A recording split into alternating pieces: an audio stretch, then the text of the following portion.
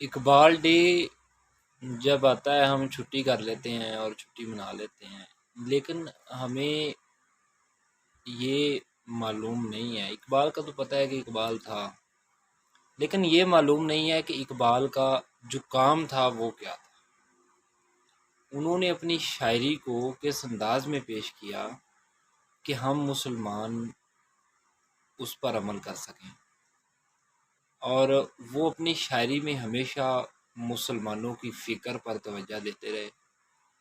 کہ مسلمان کی جو فکر ہوتی ہے وہ انسان کو ایک مقام تک لے جاتی ہے، ایک ایسی سوچ جس میں منزلوں کا تعین ہو،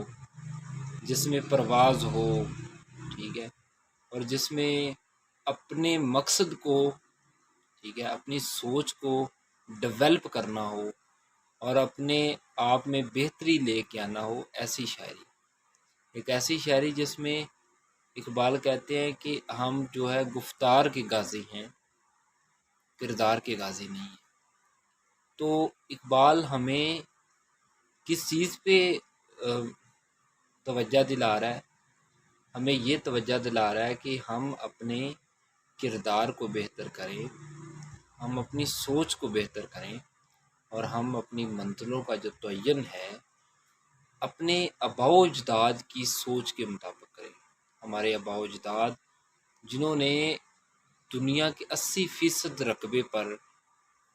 اپنی حکومت کی، تو ہمارا جو ماضی ہے وہ شاندار ہے۔ تو اس قوم کا جب ماضی شاندار ہے تو یہ قوم شاندار اب کیوں نہیں؟ اس قوم کے پاس کیا کچھ نہیں ہے لیکن پھر بھی یہ ترقی کیوں نہیں کر رہی؟ تو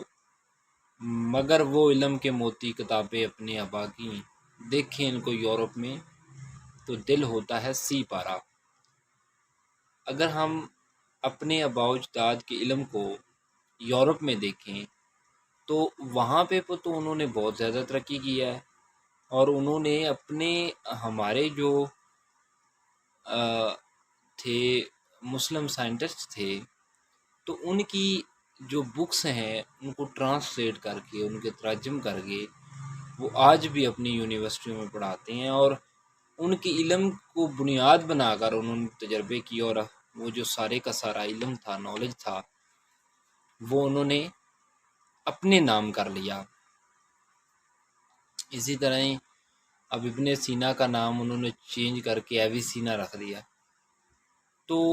وہ یہ باور کروانا چاہتے ہیں کہ علم کا جو منبع ہے وہ ہم ہیں، لیکن اصل علم جو ان لوگوں کو پرووائڈ کیا گیا وہ ہمارے مسلمان سائنٹسٹ انہوں نے دیا تھا۔ تو اقبال کی یہی سوچ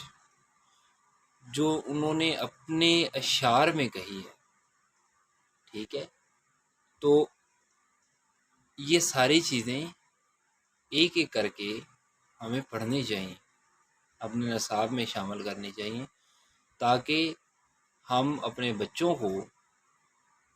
اپنے جو آباء و اجداد تھے ان کے حوالے سے ان کو متعارف کروائیں، تاکہ ان میں ایک ایسی موٹیویشن پیدا ہو جو کام کرنے والی ہو، جو کسی تحریک کو آگے تک لے کے جانے والی ہو۔ ایسی تحریک ان میں ہونی چاہیے۔ تو جب تک ہمارے بچے، ہمارے جو جنہوں نے جو فتوحات، ٹھیک ہے، طارق بن زیاد کے بارے میں ہمیں نہیں پڑھیں گے، اب یہاں پہ برصغیر میں جس نے حملہ کیا تھا محمود غزنوی کے بارے میں نہیں پڑھیں گے، اگر ہم خلفاء راشدین کے دور سے شروع ہوں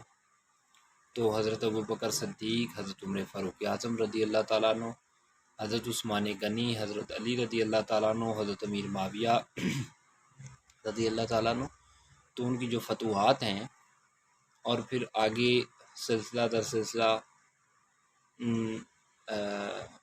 بنو امیہ کا دور آیا، بنو عباسیہ کا دور آیا، پھر خلافت ان کے ہاتھ سے نکل کے ترکوں کے ہاتھ میں چلی گئی۔ تو جب ہم پوری تاریخ کا مطالعہ نہیں کریں گے تب تک سمجھ نہیں آئے گی کہ اقبال کیا ہے۔ اقبال پڑھنے کے لیے آپ تاریخ کا مطالعہ کریں کہ تاریخ کیا ہے، اور پھر اقبال کو جب ہم پڑھیں گے تو اقبال ہمیں کو تھوڑا بہت سمجھ آنا شروع ہو جائے گا۔ تو اقبال کو سمجھنے سے پہلے بہت کچھ ہونا ضروری ہے، انسان کے اندر کا کچھ پیشن ہونا ضروری ہے، تو اس طریقے سے اقبال سمجھ آتا ہے۔